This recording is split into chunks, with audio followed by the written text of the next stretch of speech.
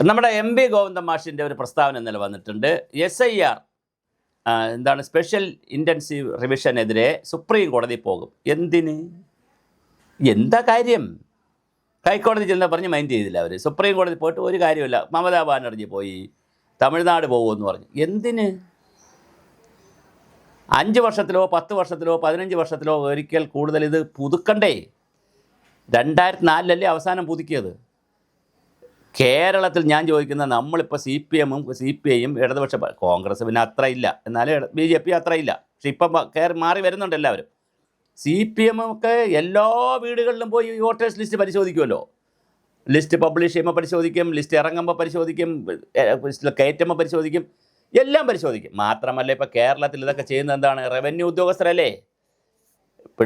പിണറായി വിജയൻ്റെ നേതൃത്വത്തിലുള്ള മുഖ്യമന്ത്രി ഭരിക്കുന്ന കേരളത്തിൽ എല്ലാ കളക്ടർമാരും റവന്യൂ ഉദ്യോഗസ്ഥരും പിന്നെ തഹസിൽദാർമാരും വില്ലേജ് ഓഫീസർമാരും പിന്നെ ഈ BLOമാരും എല്ലാം ഇടതുപക്ഷക്കാരായിരിക്കുമല്ലോ.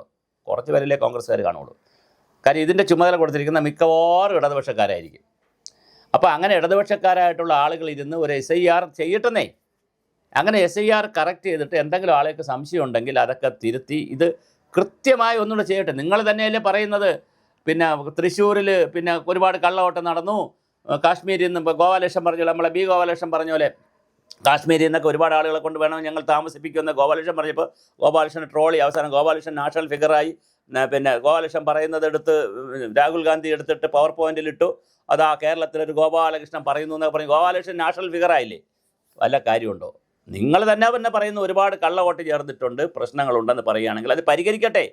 അതുകൊണ്ട് എല്ലാവരും കൂടി, എല്ലാ രാഷ്ട്രീയ പാർട്ടികളും ഇലക്ഷൻ കമ്മീഷനും ഇവിടുത്തെ പൊതുസംഘടനകളും സാമൂഹ്യ സംഘടന എല്ലാവരും കൂടി വളരെ കൃത്യമായി ആക്ച്വലായിട്ടുള്ള എത്ര വോട്ടുണ്ട് കേരളീയൻ എന്നുള്ള നിലയിൽ 3,70,00,000 80,00,000 വരുന്ന ആളുകളോ 10-35 ലക്ഷം വരുന്ന ബംഗാളി, ആസാമി എന്നൊക്കെ പറഞ്ഞ് മറ്റ് സ്റ്റേറ്റിൽ നിന്ന് കിടക്കുന്നവരെല്ലാം കൂടി ഒരു 4 കോടി ആളുകൾ വരും. ഇപ്പോൾ ഈ 4 കോടി ആളുകളിൽ ഏറ്റവും പ്രധാനപ്പെട്ട 18 വയസ്സ് കഴിഞ്ഞിട്ട് വോട്ടുള്ളത് ആരൊക്കെയെന്ന് നോക്കി കറക്റ്റ് ചെയ്യപ്പെടട്ടെന്നേ. അങ്ങനെ കറക്റ്റ് ചെയ്യാതിരിക്കുമ്പോഴല്ലേ ഇപ്പം മുട്ടട വാർഡിൽ ഞാൻ സംസാരിക്കുന്ന വാർഡിൽ മുട്ടട എന്ന് പറയുന്ന തിരുവനന്തപുരത്തെ വാർഡിൽ വൈഷ്ണവ് സുരേഷ് എന്ന് പറയുന്ന കോൺഗ്രസിൻ്റെ സ്ഥാനാർത്ഥി, കോൺഗ്രസിൻ്റെ തിരുവനന്തപുരം സ്ഥാനാർത്ഥി ലിസ്റ്റിൽ ഏറ്റവും പ്രായം കുറഞ്ഞത്, വേറെ കമ്മ്യൂണിസ്റ്റ് പാർട്ടിക്ക് തച്ചോട്ടുകാവ് എന്ന് പറയുന്ന സുഗതമ ടീച്ചറിൻ്റെ അഭയ കേന്ദ്രമൊക്കെ ഉള്ള തച്ചോട്ടുകാവിൽ വേറൊരു CPM സ്ഥാനാർത്ഥി കൊണ്ട് 21 വയസ്സേ ഉള്ളൂ. പക്ഷേ കോൺഗ്രസിൻ്റെ ഏറ്റവും പ്രായം കുറഞ്ഞ 24 വയസ്സുകാരി സ്ഥാനാർത്ഥിയുടെ വോട്ടേഴ്സ് ലിസ്റ്റിൽ പ്രശ്നമായതുകൊണ്ട് അവർക്ക് വോട്ടില്ല, അവർക്ക് മത്സരിക്കാൻ പറ്റുന്നില്ല.